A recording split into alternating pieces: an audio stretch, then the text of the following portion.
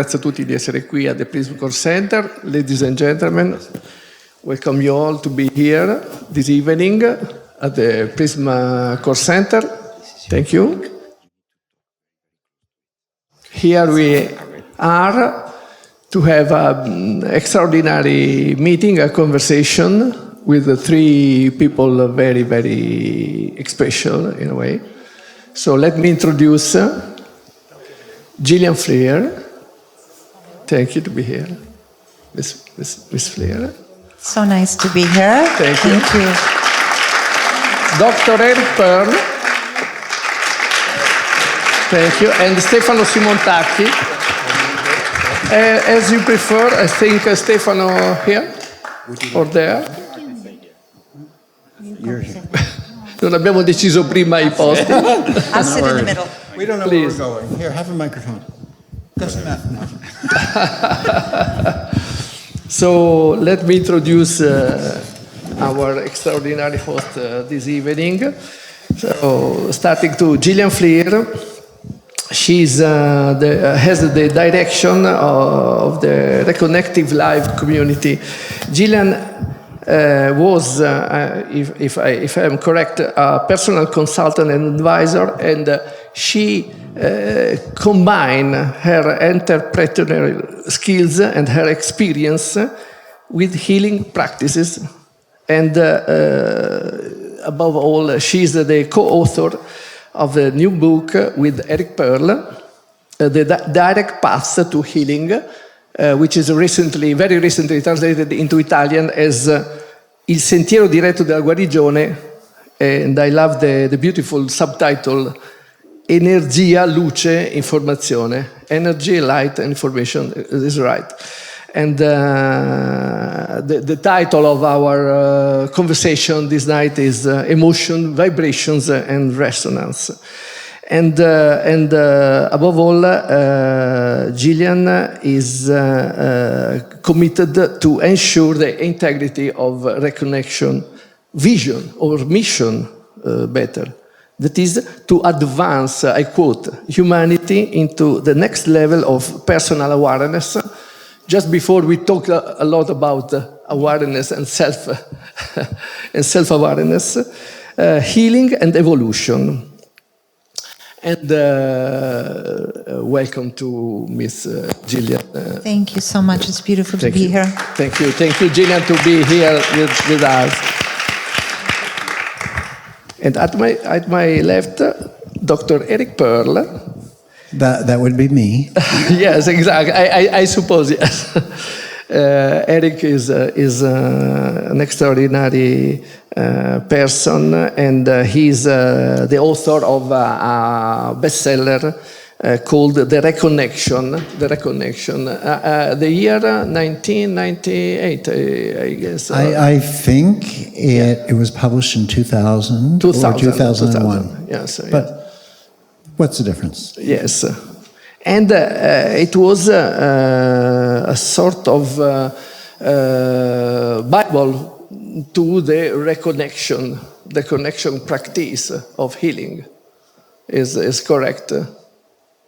Okay, we can start there.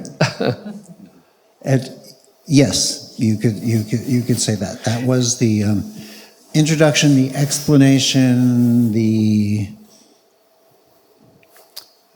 way of finding healing at that time, which came to be known as reconnective healing for reasons we can talk about later. Okay. Thank you.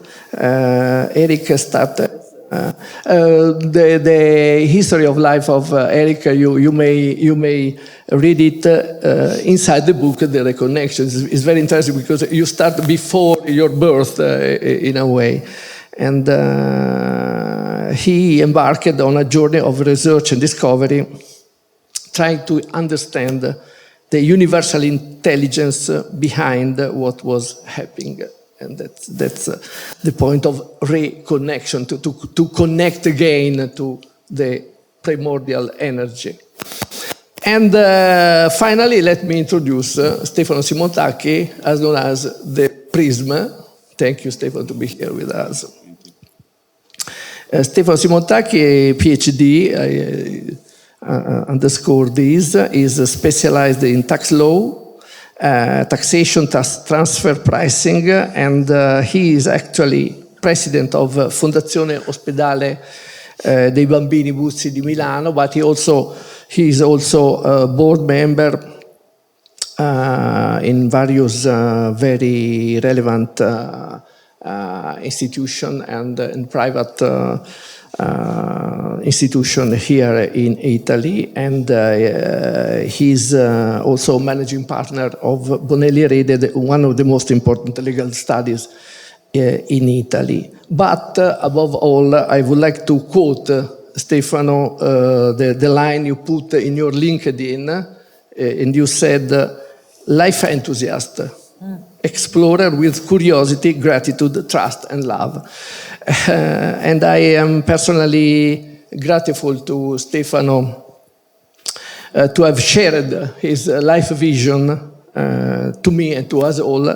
And he has chosen the way to share his this vision, and not writing books as Eric Pearl, but throughout images and the artworks you may see in this room.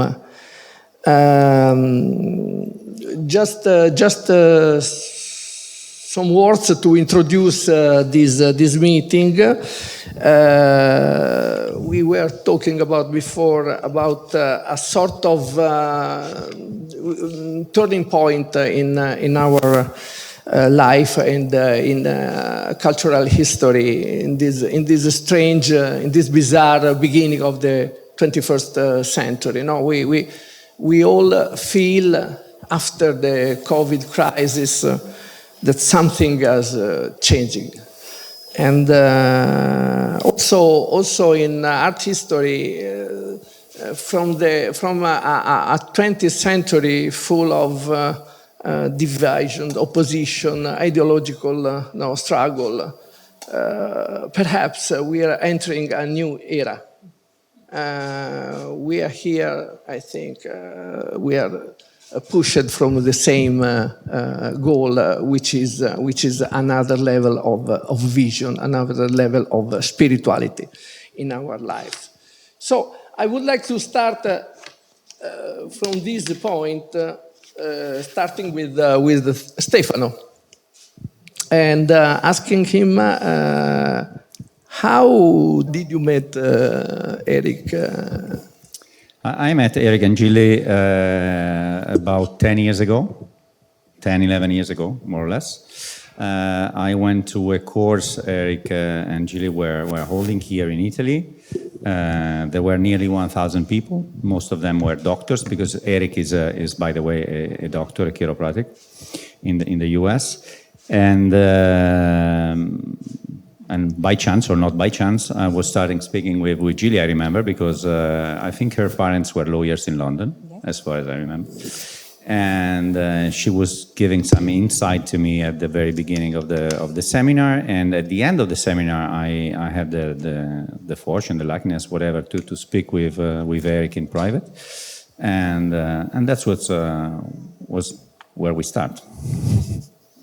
And so, Eric, how do you feel, Eric and Jillian, Stefano, 10 years after, surrounded by the creation of Stefano, he made during those years? Are you surprised in a way, or it's the natural? Surprised and not surprised. In other words, with reconnective healing, the interaction with the energy, light, the information, it tends to thrust us onto our life path faster and more dramatically than we might even be sure we want. And it brings us quickly to a point where we turn around and we look, we go, how the hell did I ever get here? This doesn't make any sense at all. And then if we pause, we look back, we say, well, this actually does make perfect sense if we take the illusion of time out of the picture.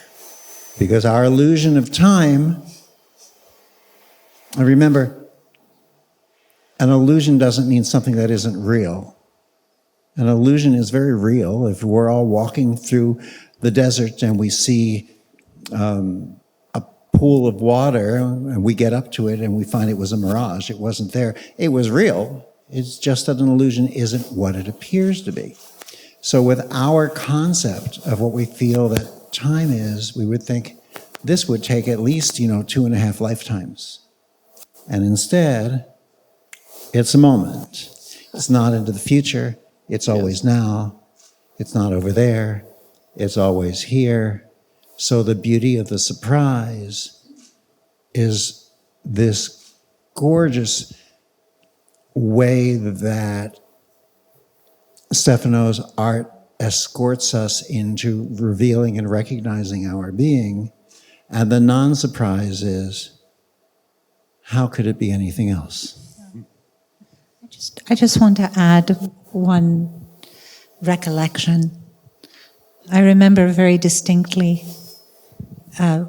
looking at you, and you were speaking a lot, and you had brought many people to that program with you to just kind of witness and observe. And I thought, this man is so important, which you are in many ways, but his curiosity is so vast. You were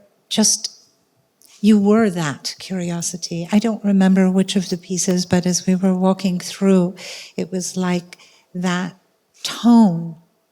It wasn't just, I'm curious, I want to find out what this is about. It was, I know myself, and there's something else. And when we walked in here just yesterday for the first time, I have no words. I have no words other than this experience, this that has come through you will change all of humanity. And for those of you who haven't done the experience back there, it's just, yeah. Thank you, Jillian. Jillian made me proud to be the art curator of the Prism Center, because you noticed a thing few people noted, the absence of the title closer to the artworks, and it was a choice, of course, but you said no words. The choice of the curator, I have to say. No, each artwork of Stefano, by Stefano, has, of course, a title, a precise title, but it was also important not to be distracted. You told me this detail, and I appreciate it. So I assume that all you already done the experience in the other part of this building, the project revelation part, because the path is a sort of metaphor. You in reconnection and in the direct path to healing, you employed so extensively the path to well-being, to healing. And there is a resonance between this idea and the idea of the project revelation, which is a sort of parkour, a path, in various steps in your idea, in your feeling. About this one. In whose feeling? Oh, in mine? Yeah. Oh, okay. There is a path, and there is no path. In healing as in being, as Stefano so beautifully leads us into the recognition of, and as Jillian and I share in the direct path, there's something that we're ready for now. There's something that you and everyone and everything is ready for now. I know that implies we may not have been ready for it before. I don't know, I don't care, we're ready now. And that is the recognition that a long, circuitous path or journey is simply not required. It doesn't mean it's of no value. It may be, and for some people it's a choice. But in healing, there's either what is called a direct path, which ultimately is a pathless path, or a progressive path, which is a journey. You do this for 3 days, you do this for 3 weeks, you do this process, that process for 45 minutes twice a day for the next 3 months, and eventually you come back to you, the revelation of your heart, your essence, your being, that which is infinite. In the concept of a direct path to healing, you start at the conclusion. You're already here. And in this recognition, it's the viewing in, which is ultimately a pathless path. There's just no reason for that. And what I don't mean there's no reason for that, but it's not a requirement. And for many of us, we look at that and say, well, if it's not a requirement, maybe I don't choose to do a long journey when I can be directly my heart, my being, my infinite, my essence. And what I find from the nickname I heard that little travel being given called the train ride, was it? Project Revelation is the name. Right, Project Revelation. Revelation, but I think someone called it, or did you get on the train yet? Is that your art comes to life when we stop trying to understand it, when we stop trying to explore it. When we stop trying, then we are being. We can't try to be. You can't, anything that requires sustained effort cannot exist past a certain amount of time, but being can. And as I would explore or look into or stand in front of and allow the communication with some of this exquisite art, is that I would disappear. And I was inside without having to figure out a how or a why. Our hows and our whys often get into the way of things, and standing in front of Stefano's incredible art here, the need for that, the seeking of that disappears, and suddenly that is the pathless path. That is which is healing. Not that I have an opinion on it or anything. And Jillian, what do you feel during the path by Stefano? I think that it's really beautifully represented in the piece that is just behind us. I think that somehow your reception, and then that reception in how these pieces have come to be, as probably all of you know, Stefano doesn't remember. They come and they appear, and then we are here to find ourselves in them. We say sometimes in our communication, it's a walk from ourself to ourself.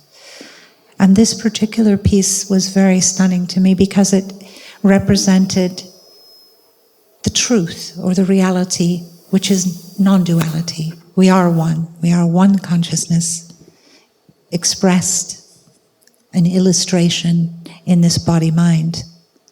But that's all that we understand through the body-mind. And that's duality. Yes? I am here, you are there, this is that. All our differences. And we celebrate those differences. And yet, the truth is, that's only an illusion.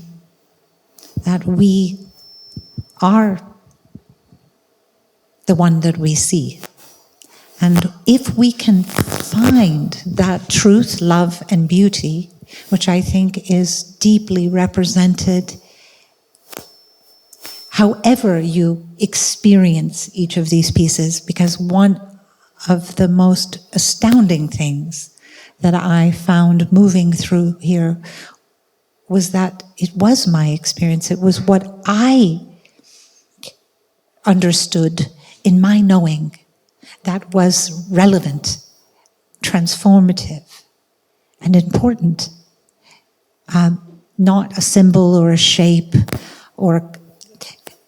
and I will say that the colors evoke because they inspire and doesn't require our mind to figure that out. It's happening at the level of vibration, resonance, and spiritual truth. But the rest of it was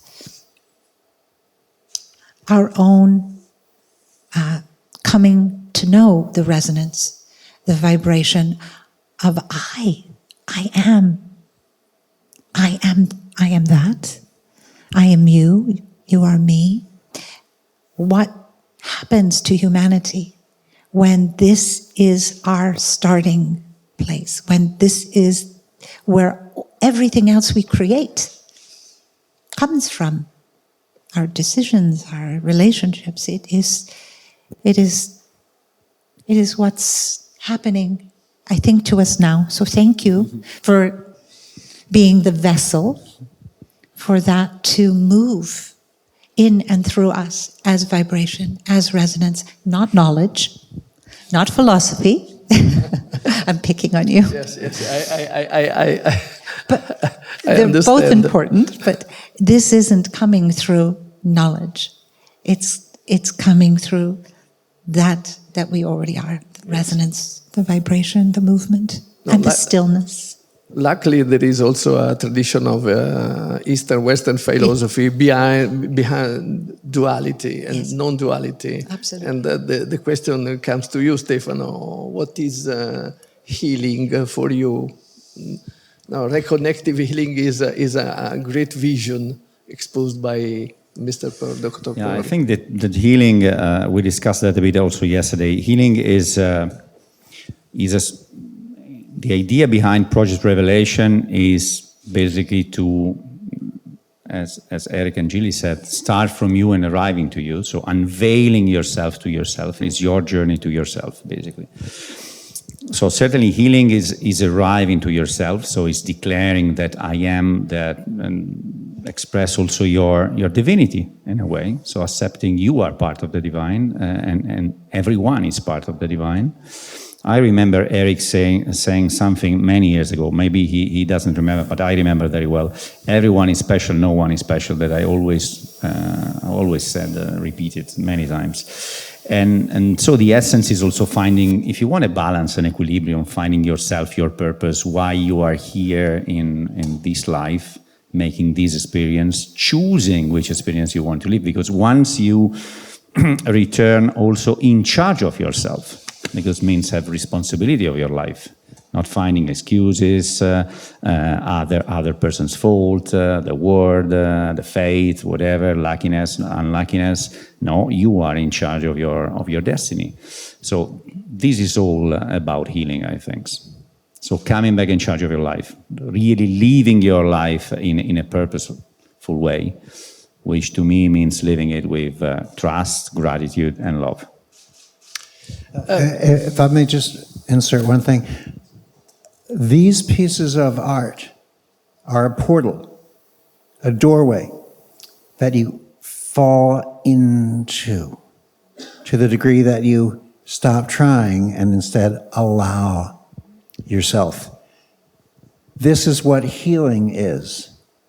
As soon as we stop trying this way, that way, the other way to heal, then we allow the healing. And through this art here, through reconnective healing, there is no trying, there is no certain way to do it, there is no technique to view the art, there is no technique ultimately to healing, if we want to allow the entirety of healing to come together, to reconnect, shall we say. And in that, we simply, as Jillian has said, discover or rediscover, recognize ourselves. And we find that the healing that we have been looking for, be it via art, be it via healing, is simply the revealing, the unveiling of ourselves to ourselves. And therefore, things may appear different, separate, distinct, and yet everything is a part of. And this is the portal. The portal, too, is the same thing as what we are looking for. But it's hard, as you use the analogy upstairs before, the front and the back of a coin, right? You can't put just the front of a coin into your pocket. The back is coming along no matter what you try. Thank you. But I have a question for you all. Discover yourself, but on the other side, Stefano often told me about the renounce to the ego, which is a very strange vision for an artist. Contemporary artists, of course, always, very often are trying to propose their ego, their own vision of things, of art, and so on, so on, so on. How this renounce to the removal of the ego can be can survive with this idea of art. I think we and also for a reconnective practitioner also it's the same, no? I think that the ego has been given this name, and sometimes it gets a really bad rap, as we would say, because it isn't something that God dropped into us and said, "Okay, go work with that. That's you." So when we think about the ego, we might just think of it in a way that this is our little I. This is the personality, it's our conditioning, it's our lineage, it's our DNA. It's part of this tremendous mystery that comes with us in body-mind. It is there. As a phenomena to reconnective healing, we don't know why this is, but in the exchange, if you will, or the reception of energy, light, and information, somehow the flow bypasses the mind. So in this healing approach, we're never really interfacing at the level of healing with the ego. It doesn't know the person. This energy, light, and information has no understanding of a particular problem, symptom, emotional, mental, spiritual issue. It's, in a way, dissolving any illusion of separation. And with that, I think what happens is that really just the conditioning, the person slightly descends into the background. And what's already there, shining, the oneness, the wholeness, the energy light, just reveals itself. And I think for Stefano, this attention to personality or fame or ownership, even in the healing work that he did, he was never compelled to make it about himself. So in that, I would turn to also, it's a very strong awareness that I am in you, you are in me, me and my Father are one, whichever allegory you want to take. I think that this is innate in you, and that comes with consequences too. And we know which one. So the ego, I think, provides an important role until the pathless path is exposed, and then we are free. We we experience love and freedom, and all of the particulars of ownership or fame or notoriety become consequences. They're no longer the mission. They're just a consequence. And that can be... Stefano, what do you think about it? Yes, I let's say I will answer with a couple of examples about the fact that when you arrive to yourself, when you have awareness, relatively easy to remove or at least manage your ego and remove your ego. One is certainly reconnective healing, because reconnective healing, as Eric was saying, apart from having no techniques, but basically the practitioner doesn't claim to be the one who created the healing. Okay, so it's sort of a diapason, as we always say with this art, that resonates with the patient, or makes the resonant. He resonates with the energy of the universe, and so the patient resonates with the same energy, and then the energy does whatever is appropriate for that person in this very moment, considering his path. And the other one is an African philosophy, which you may have heard, you should have heard, being a philosopher.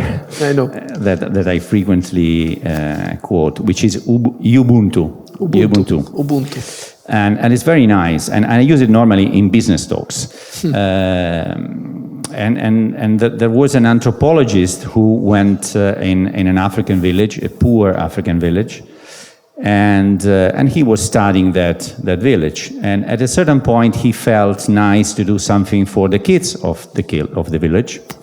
And so he bought a basket of fruits, vegetables, things that they did not have in that quantity, and put it behind a tree, and said to the kids of the village, "Let's make a race, a competition." So he said start, and the one who arrived to the basket of fruits as the first one would have get the award. And so they went to the basket hand in hand, all together. And when he asked, but why? They replied with Ubuntu. I don't know in English, it's Ubuntu in African, but Ubuntu probably. And basically it means, in that language, I am because we are. When you arrive to that, so I am that I am, we are, then you feel yourself as part of the oneness, and as a consequence, you cannot have any ego anymore. Yes. You cannot feel yourself as different from someone else, superior, inferior, whatever. You are part of the infinite love. It's a sort of retranscription of the Cartesian cogito ergo sum, no? Cogito we are. we think... Not because we cogito. I think cogito is not a good example. No, not exactly. This is an obversion. No, but you know, Stefano, he was... Exactly. We feel, exactly, but it was Leopold Senghor, former Nobel for Peace and Senegal Prime Minister, who made this comparison in between our way of see to life. I am, because I think, and the idea we are together. We are because we dance. They said it that is also. Nice, because Yes. In Africa, there's no reasoning in dancing. Sorry, Stefano. In fact, I forgot to say that you are also board member of the Africa Committee and the Africa Team Board. It's not relevant. It's not relevant, but no, it's connected with this idea. So this example of Ubuntu push us also to think about universal vibrations, the theme of a universal energy, in which from which probably we are disconnected in a way, and we should reconnect. Dr. Pearl, what do you think about? this idea. What we've been sharing about, if we really listen to it, has been the disappearance of everything except us, our essence. So the ego is really just a construct of the mind or of perception. It's the personality.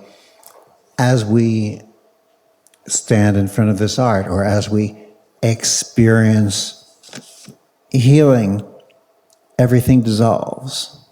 Everything dissolves. Well, if everything dissolves, then who is in observation of this experience? The one, that could be an answer right there, and it is. And the one thing that cannot dissolve is that which is essential. So if we choose to give everything up, people say, what if I give away too much? You can't. Because the more we give away, the only thing that can be revealed then is the essential. It's like coming home after a long day and taking off your clothes before you get into bed or into the shower. What if I take off too much? You can't.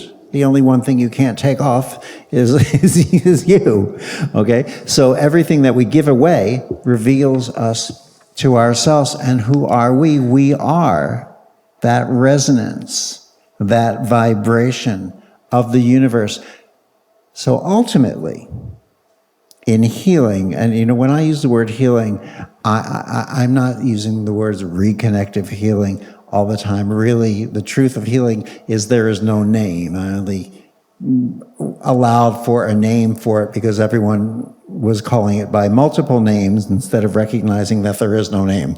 So I figured at least with one name, we all know what we're talking about. So with healing, see, we find that there was never a disconnection. There can't be a disconnection. So how can there be a reconnection? A reconnection is us recognizing ourselves. The only thing that is a disconnection is us not allowing ourselves to see. And so in essence, that's a very real seeming symbol, representative of disconnection. And so what is a reconnection is us recognizing ourselves again. In other words, no matter how many times we come to different questions and attempt to answer it in different ways, the answer is always the same. You are one with everyone and everything. And the healing that you're looking for, you already have. And it seems like it came from somewhere when you recognize the healing instead of recognizing that, oh, I just took off that last layer that was obscuring me from being able to see it. It's sort of like walking outside and saying, God, the sky is gray today. Why is it gray? Instead of realizing that the sky is always blue, just fly above the clouds. Allow the clouds to pass. When you bring everything out of the way of seeing the sky, you let everything go, you give everything away. What if you give away too much? You can't. You give away everything, and there's the blue sky. Here you are. And this is, Stefano, what you've so beautifully allowed people to experience through this work that you allowed yourself to open up to and bring through and clear through, to use your word, channel through you. I mean, we can't be more appreciative than that. So vibration are also colors, also voices, sounds. In fact, in the project Revelation, and also here in this room, in the emotional journey, we are facing with these issues, Stefano. Yes, we decided to involve the more senses possible. We tried also in Project Revelation to have, for example, in room 3, the floor shaking a bit, but was impossible for security reasons. We wanted to have some smell going around. So what we succeeded in is to have the music that we asked to a composer to make on our indication, that basically in Project Revelation goes from alpha to gamma. in order to bring you down progressively, so help you entering into the process. And we decided to have also the voice guiding you in order to, in a way, as Eric and Julie were saying, basically, not because this voice and this music, in a way, are what makes you making the experience, but the more stimulus you have, the more the colors, the vibration, or whatever, you basically are obliged. I mean, you pass the mind and you arrive to the unconscious. So that's the idea. So the more things you have to follow, the less you follow, and then you allow the things to happen, as they said. So that's the idea behind it. Another great topics, in fact, looking here in this room, called the emotional journey, is also the role of emotions. Which is the role of emotions in healing or in our life in general? Jillian. Yeah.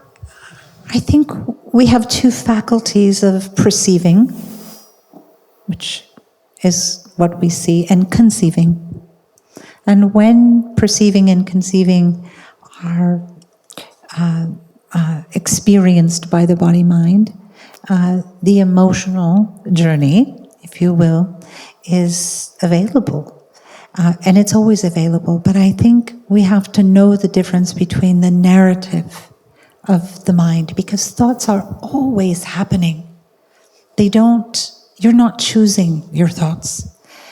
In a way, we make decisions, and I love that particular way that you've expressed that, but our thoughts are always running. And they come and they go, and they come and they go. Where our attention goes often has something to do with bringing the emotional journey, I think, into it. And our emotions are important, and feeling is important until we dissolve into, I would say, that true nature, our true nature. It doesn't have any particular, I'm going to say it this way, it isn't qualified. So if I say, I am depressed, or I am happy, really, it isn't anything other than the one, my being observing a depressed psyche or a joyful heart. So we have to be, I think part of our spiritual development in this moment is the merging of who am I? Who am I? And this is, I think, the inquiry. I think the portals are asking you to ask that question. And we go through the emotional journey, perhaps to kind of touch that truth. You know, I am a fashion designer. I am an artist. I am a mother. I am a friend. I am a, but if we slow that down, really, and separate it for just a moment, we can rest momentarily in the truth, our reality. I am. This is not something you know with your mind. It isn't an emotion. And then we gently attach the characteristic, the purpose, the journey, if you will. And we find the resonance and the vibration. And I think that's where inspiration happens. When we run it all together, it's just an emotion. And so part of that is, part of that's where we are. We're coming to that discernment, if you will. On the contrary, Dr. Perle, we usually in our lives try to suffocate, to overwhelm emotion, to live our daily life. Sorry, I missed the question. No, I was asking to Dr. Perl that usually in our daily life we try, on the contrary, to suffocate our emotions. So not to see them, not to accept them. We don't accept them. No. So I don't think, if I heard you correctly, that we really, I know that we try to suffocate our emotions and block them. Trying already becomes the problem. Yeah. Because there's no allowing. Anything you try to bring into you or you try to push away from you, it doesn't matter because it's just, it's another way of resisting. Always Stefano talking together. When I say, okay, let's try to do something, he said, not try, do it. Yeah, well, Think he says it's already not done. try, do it is different than Never don't try, allow. These are two different things. You do teach it, no, you allow. Teach Mr. Pro, you teach it to Stefano to say that, not try. No, I did not. Yes, but I didn't teach him to say just do it. Okay. Although now, I understand that. Now, Always now. Okay. Right. Not tomorrow. I do tomorrow. No. Right. Procrastinate. No. Sometimes it's enough just to ask the person when, and then they've committed. When, exactly. As soon as they tell you when, the yes is already a given. Okay. But there's an allowing. Let's look at it this way. When, as Stefano learned, as a lot of the people who learned reconnective healing learn how to do, as Jillian and I do from home, we'll facilitate something that we'll call distance healing. Now, it really isn't distance healing because there's no distance, but it seems that way because we're in the United States and someone else might be in Bulgaria, so it's considered a distance healing. And people say, and after we facilitate the session, we'll talk with you, and they'll say, how did you send the healing? It's so far away. And we said, we didn't send a healing. He said, yeah, but I felt it, and this is different, and this has changed, so you must have sent it. No. It becomes, again, an invitation in a recognition of, if we understand that you and I are one, then I simply receive healing. My receiving is your receiving. Your receiving is your receiving. Your receiving of the people you like receiving, the people you love receiving, and the people you absolutely cannot stand at all. Everyone's receiving because we are one. We don't have to like everyone. We don't necessarily like everyone, but we love everyone because we are love. So in that recognition, if we let go of sending, because sending intersperses a concept of I am here, you are there, otherness, separation. Receiving dissolves that concept.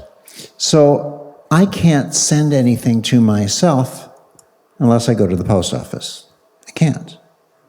So let's play a game 1 quick second. Stand up. Just stand. You don't have to put anything down, just stand. Faster you stand, the better. Simply stand. Stand, stand, stand, stand, stand. Got it? Good. Now, take 1 step toward yourself. Right, you can't do it, so sit down. Okay? All you can do is be and receive, and your being is mine. And mine is yours, and yours is theirs, and suddenly there's no yours or theirs. It's receivership. As Jillian was sharing the concept of, I am sad, I am angry, I am depressed, I am this, I am that. The word that followed I am, sad, angry, concerned, annoyed, is the gray cloud that's blocking the sky. And we allow our experiences to obscure the essence of who and what we are. So part of an experience sometimes we'll share with someone, and you can try this for a second quickly. Think of one experience: angry, happy, annoyed, irritated, find this fun, whatever it is. Think of one experience and say to yourself, I am, and fill in that word afterwards. Just say it right now. I am angry, or I am this. Say it. Say it. I'm listening. Thank you. Good. Now I want you to say it again, but this time I want you to say, I am, and say that last word a little softer. Like, I am angry. A little softer. Good. Yeah. One more time. Good. Now, this time I want you to pause for like 3 beats after I am, and then say that word softer. Ready?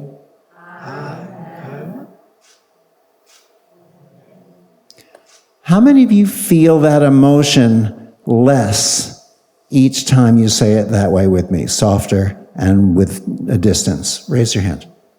You feel the emotion less? Okay, you ready for this? Now say, I am.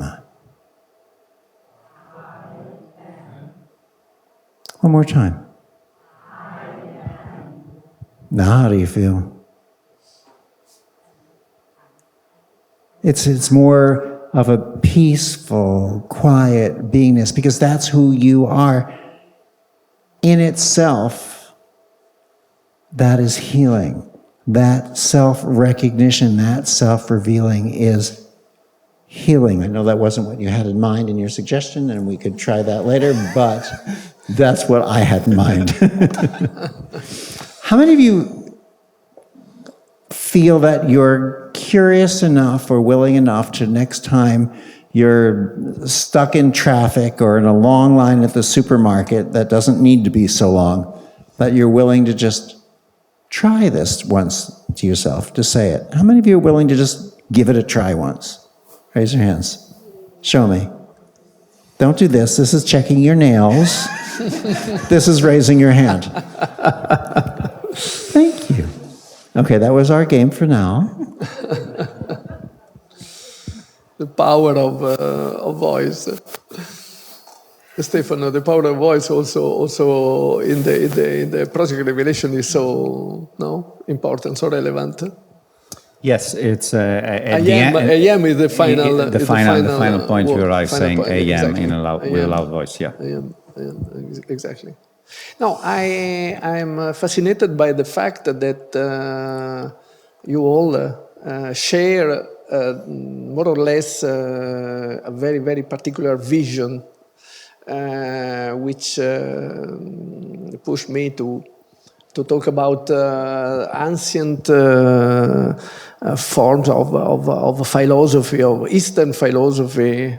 Stefano quote Ubuntu from the African idea, to be together. But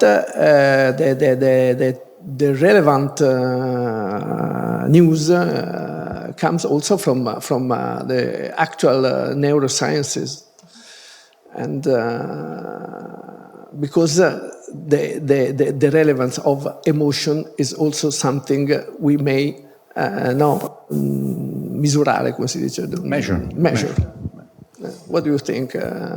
Yes, we talk about this issue, these topics. Yes. So that it is a very turning point also in the idea of science. Science is not the same as in the past. A science which measure the objective world outside, but also the inner world, emotions, passions, neuronal connections. Neural connection is a title of one of your portals, by the way. Okay, so yes, as Gilly said, I'm very curious, and so I was always fascinated by putting together these ideas with also some science, some evidence-based science, and for sure for reconnective healing, there's a lot of testing that went on by many U.S. universities, and not only U.S., I think. And so it was very nice last year when we had a talk together with Vittorio Gallese, who is the neuroscientist who discovered I think it's mirroring neurons. And we spoke about something which is exactly the same as today, so resonance and vibration, but I was speaking from, let's say, an energy or shamanic way, or whatever way you want, and he was saying the same things in a scientific manner. And the same with physics and quantum physics, and so what happened, maybe not by chance, is that we started working with 2 or 3 teams, one in Cambridge and one in Italy, of neuroscientists who would like to measure the effect of doing the journey or staying in front of a portal, because there are now way to measure this through an helmet with infrared, through thermoscan and stuff like that measures your emotions. Because at the end, we are, as a body, mind, and soul, which is a oneness in the oneness. And obviously, if you are in a state of gratitude, happiness, of love, you basically produce certain chemical things that affect your bodies, and the other way around. So the level of awareness has an impact on your body, on your state, on your physical state at least.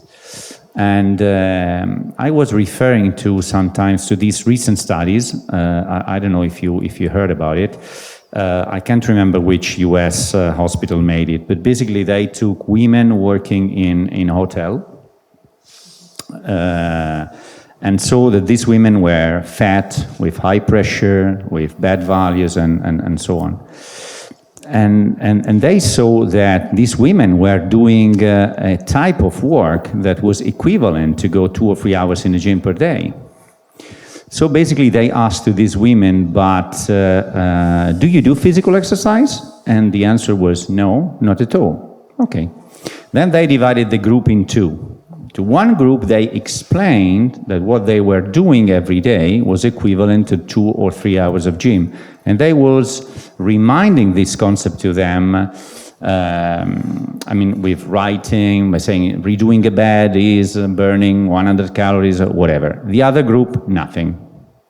So what happened is, after 1 month, one group had normal level of blood values, no high pressure, lost 3 kilos, and the group to which these things were not told remained the same. So same amount of physical exercise, same experience if you want, but one was an experience with awareness, and that had an effect on their body, on their wellness at the end, physical at least, and the other one not. So that's how also healing is related, in my view, to the awareness of what you are doing. By the way, this who you are. Changes completely the role and the relevance of art, if you think about, because art chooses to be an object, a beautiful or not, that we see outside, but is an effect we experience inside. And the very extraordinary new of these days is that people, as the scientist Vittorio Gallese, we hosted past year with Stefano, actually studied with brain imaging, neuronal engineering, exactly the neuronal behavior in our brain in front of certain artworks, such as the cut by Lucio Fontana, the famous artist who cut the canvases. So I think it will be a next step to in our research. I just want to say one thing about this. And we've spent a lot of decades watching Heart Math and many different organizations that brought neuroscience into the picture. The measurement part of our capacity to be aware in making decisions for the body-mind is very useful, and it's limited to the body-mind. So if you have a Fitbit watch and you've got a very active day and you've done 3,000 steps, and then the next day you really have a project you have to sit and be, and then your Fitbit tells you you've only done like 400 steps. Well, an emotion also happens in that direction. So we want to be aware, like Infinity. I know this is the name of it. I love this piece. Yes. Me too. I encourage everyone to stand in front of that piece. This truth is that, and this may be very radical, you are not a body or a mind. You are not a body or a mind. You perceive and conceive through your sensory headset, this very low-level headset that we have, you perceive the true body-mind. So we want to be clear. The neuroscience and the testing is going to be a measurement that facilitates some maximization, and I highly encourage it, for the body-mind. But it's not going to tell you anything about your being. It will tell you nothing about your true nature, your essential self. Both very valuable, exceedingly valuable. And I would love to see what happens when people come through. So we have so many questions without an answer. You say we need to be clear now, because the limitations, and especially with artificial intelligence, we are in a tremendous transformation with AI. I mean, tremendous. This is a very different topic, but it is already an incredible precursor influence in ways that your mind and a measurement of your mind cannot perceive and conceive. You are behaving based on already what AI is imparting at a cellular level. So there's a lot here. I love, before you begin that study, I love the freedom and the infinite way in which right now every piece, and in the Revelation tour, is unlimited. It is unlimited. There are no boundaries. It is infinite. So both valuable. I'm fascinated to hear you this night. I would like to stay all the night long talking and discussing, but I suppose our audience is a little bit tired. But you're already there. How to, as you said, is how to get to the higher level. Okay. Because body-mind, it's just limited. It's not the truth. Right. So the point here is how to get to the higher level. That's the question. So I would say it starts with some curiosity. And then there is a self-inquiry. And the question that you're asking is simple and complicated. But the simplicity of your question is really the inquiry that you can't become that you already are. Yeah, exactly.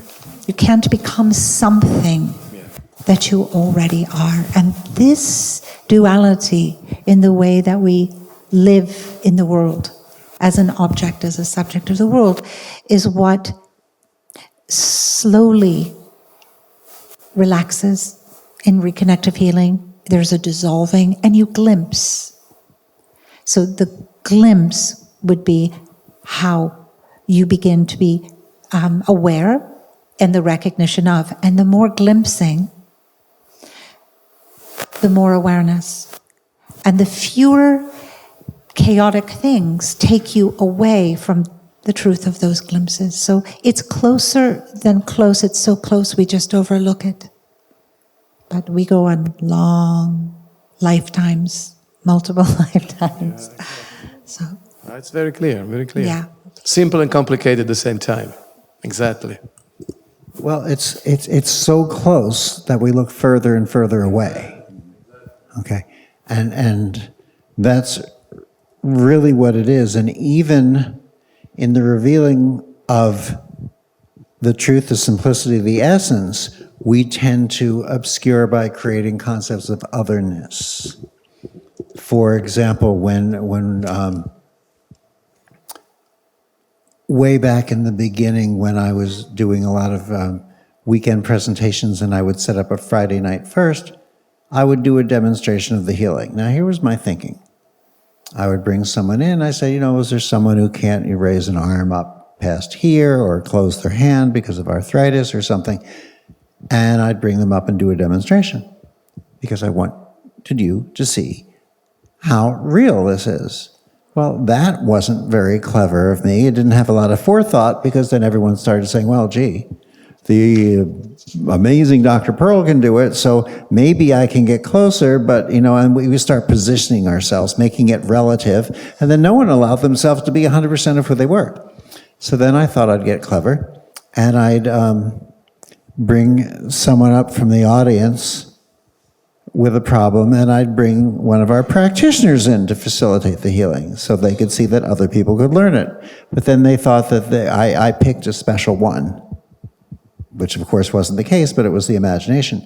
So finally I thought I'd get really smart, and I'd say, who here is the drag along? And everyone would look at me, and I say, the person who really doesn't believe in this, doesn't want to be here, and your husband or wife made you come, and then everyone would point to one person, and I'd say, okay, so what? Tell me. I don't believe in this, and I'm a doctor, and I'm a that, and I'm the others. Don't believe. Great, don't believe in it. Come on up. And I'd let them feel it in their hands, just to feel it and see how their body would respond. Then we'd bring up the volunteer, the person who couldn't move this, that, or the other, and I'd say to the person who didn't believe in it, you let them feel it in their hands. So we let them feel it in their hands, and it was great. Now, before he actually facilitates on the person, because you were just letting them feel it in their hand, I asked the person who came up who had the problem, and I said, show the whole room what your limitation is before we actually do a healing. And they go, oh, it's gone. And then everyone started to see that it's real, and it becomes more real when we allow ourselves instead of trying to believe in it. People come up, well, I believe in it, and I'm open, and I'm this. Stop aggrandizing yourself and just let go. Everyone is one and the same. That is difficult to understand. That is part of the portal, okay? Part of the portal that this artwork here at the Prism core allows us to see. The thing is you can't see it without recognizing that you are it. Because it is an infinite it. So as Jillian was sharing, there's a glimpse. You get a glimpse of your infinite being. A glimpse has a beginning, a middle, and an end. It has an edge to it.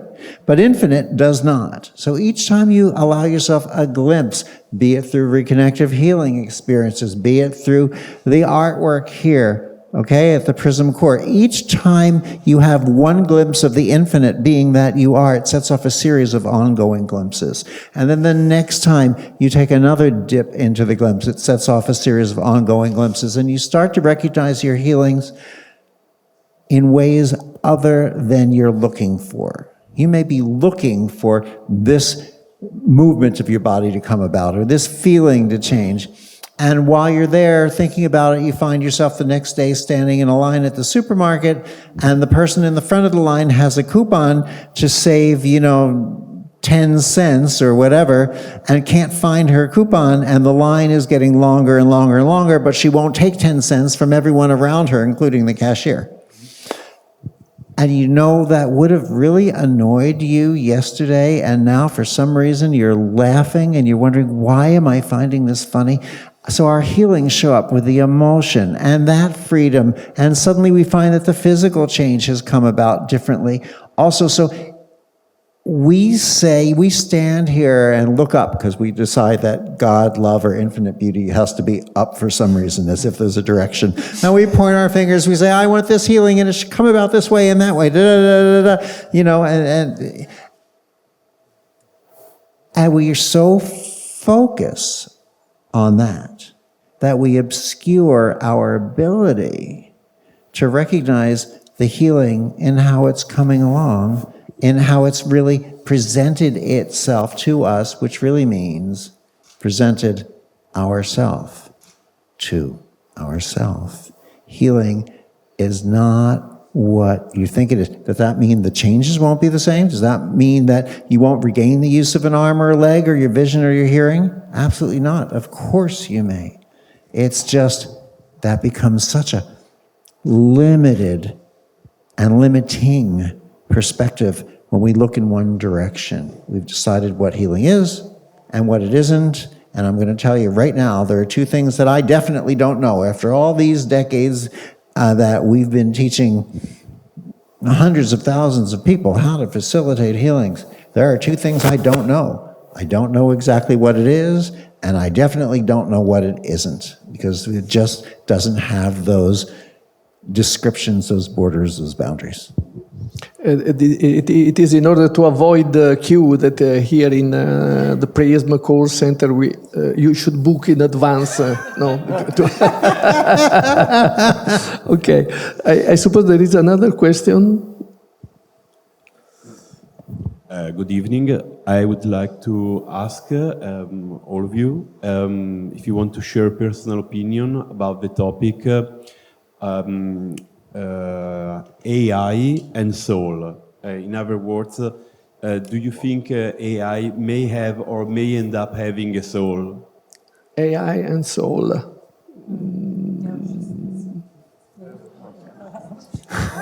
Wait, no, you don't want to share, or no, it won't have a soul? So I wrote a bit about AI and the effect on our society, and also we made a speech jointly with Marco in a museum on the Lake of Garda Museum on AI. I don't think it might have a soul, at least as far as I see. What we may call soul, I see persons as essence of light. I call them essence of light. And so in that respect, I don't think a machine may have a soul. This is my personal, let's say, belief. The issue that we may discuss is whether it may have emotions, and that's a completely different stuff. What I think in turn is that due to the AI, so let's call it revolutions, and there's a lot of studies, I mean, a recent one by Goldman Sachs, it will have a huge effect on our society, that's for sure.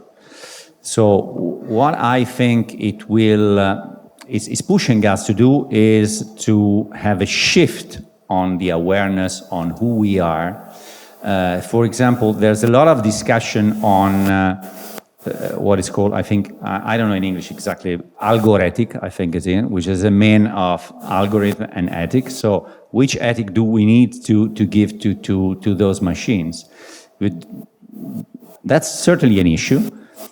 But before doing that, we should come back to see which are our ethics, which are our values, why we are here, what do we want to do, if our work will be substituted by machine, which is possible for the vast majority of the work that now exists, what are we going to do? Because we were used to, in the last probably 2,000 years, to earn our life throughout what we do as a work. So working, doing, earning, surviving, depending on the ages. And let's assume that we do not have to do that anymore. And so what are we here to do? So I think this will be a huge push to come back to rediscover our soul, our values, our purpose, and so on. So that's how I see the thing.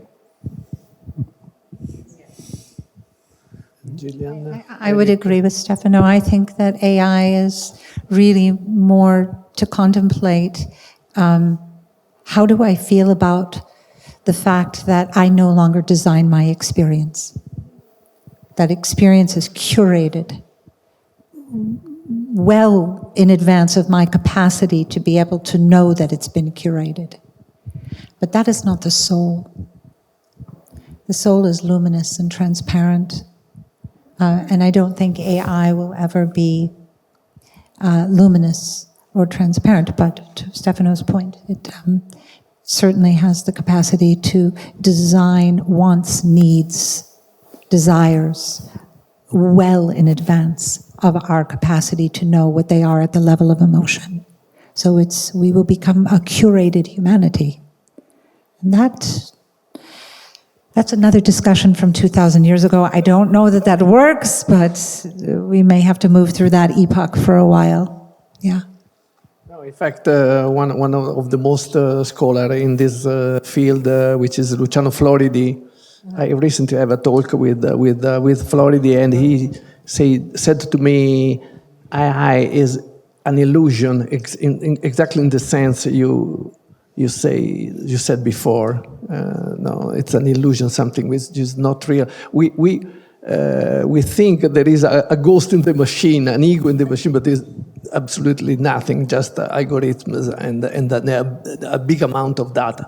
But this pushed me to a final question, if you want, that is the purpose at the end for us as human beings here, now, as Eric Perle said before,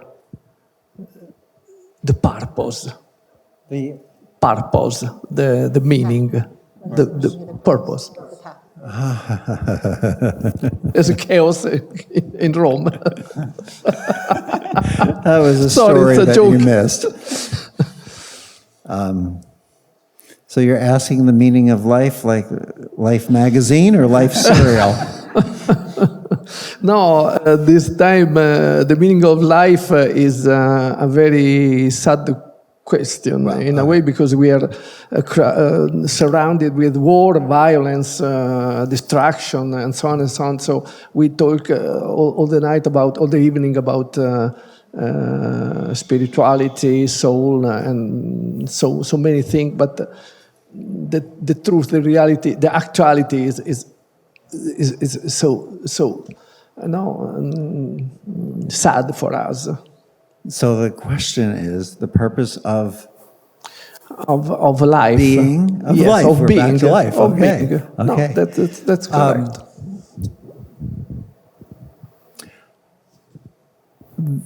I believe it's discovery of who and what we are, which then will lead us back to people saying, well, why aren't we just born with that knowledge? But there's little to be gained sometimes with being born with a knowledge without the experience we get to go through to recognize who and what we are. I believe it's the recognition, again, that we live in the illusion of otherness.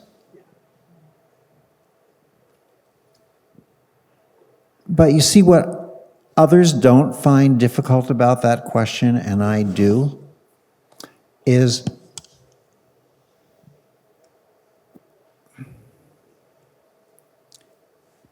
the bigger picture in where we're going. There are many ways to answer that question, and a lot of them make sense.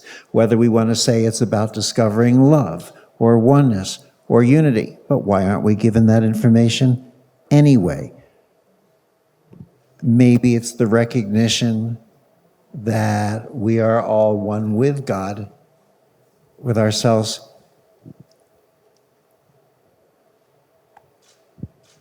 I'm not sure where to take that with. I believe that the purpose is what is discovered in the experience, and I don't know how I would feel justified in giving that an encapsulated answer, because again, as soon as I give it that answer, I say this is what it is inside the box, and everything outside the box it isn't, and the two things I don't know is what it is, and I definitely don't know what it isn't. But I do know that I don't want to give up the opportunity to go through this experience, even if I don't know exactly where it is leading me. Thank you. That's beautiful. Yeah. Jillian, I would agree with the theme of what Eric has said, and that maybe the purpose of a lifetime would be to have the felt sense of knowing that we are truth, love, and beauty, regardless of our circumstances, regardless of our conditions, regardless of war. This would be something that I hope we would each glimpse and discover I don't think the solution is in the problem that created it.